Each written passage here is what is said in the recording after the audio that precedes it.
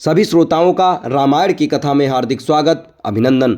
आज के इस वीडियो में आप सभी के सामने प्रस्तुत है सीता की खोज। बढ़ते हैं कहानी की तरफ। लक्ष्मण से प्रेरणा पाकर सुग्रीव ने अपने यूथपतियों के साथ रामचंद्र जी से मिलने के लिए प्रस्थान किया। एक पालकी मंगाकर उसमें पहले लक्ष्मण को आरूढ़ किया और फिर स्वयं भी उसमें जा बैठा। शंखों और भेरियों की ध्वनि करते हुए सहस्त्रों वीरों के साथ सुग्रीव वहां पहुंचा जहां श्री राम निवास कर रहे थे। लक्ष्मण को आगे कर और हाथ जोड़कर विनीत भाव से सुग्रीव श्री राम के सम्मुख खड़ा हो गया। रामचंद्र जी ने प्रसन्न होकर सुग्रीव को गले लगाया और फिर उनकी प्रशंसा करते हुए कहा, हे वानरेश, समय पर अपने संपूर्ण शुभ कार्यों को करने वाला राजा ही वास्तव में शासन करने के योग्य होता है, और जो भोग विलास में लिप्त होकर इंद्रियों के वशीभूत हो जाता है वह अंत में विनाश को प्राप्त होता है। अब तुम्हारे उद्योग करने का समय आ गया है, अतएव तुम अपने मत अनुसार जैसा उचित समझो वैसा करो, ताकि सीता का पता मुझे शीघ्र प्राप्त हो सके।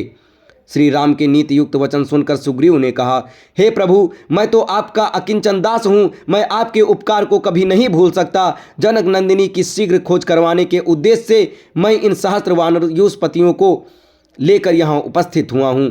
इन सबके पास अपनी अपनी सेनाएं हैं और ये स्वयं भी इंद्र के समान पराक्रमी हैं। आपकी आज्ञा पाते ही ये लंकापति रावण को मारकर सीता को ले आएंगे। इन्हें आप इस कार्य के लिए आज्ञा प्रदान करें। सुग्रीव की उत्साहवर्धक बात सुनकर राम बोले, राजन, सबसे पहले तो इस बात का पता लगाना चाहिए कि सीता जीवित भी है या नहीं। यदि जीवित है तो उसे कहाँ रखा गया है, रावण का निवास स्थान कहाँ है, उसके पास कितनी और कैसी सेना है, वह स्वयं कितना पराक्रमी है।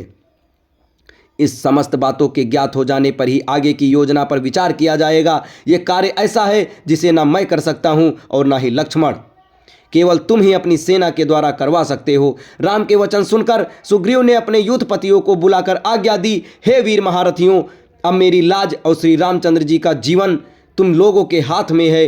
तुम 10 दिशाओं में जाकर जानकी जी की खोज करो। उन सभी पर्वतों की दुर्गम कंदराओं, वनों, नदी तटों, समुद्री द्वीपों, उपत्यकाओं और उन गुप्त स्थानों को छान मारो जहां उनके होने का तनिक भी संभावना हो।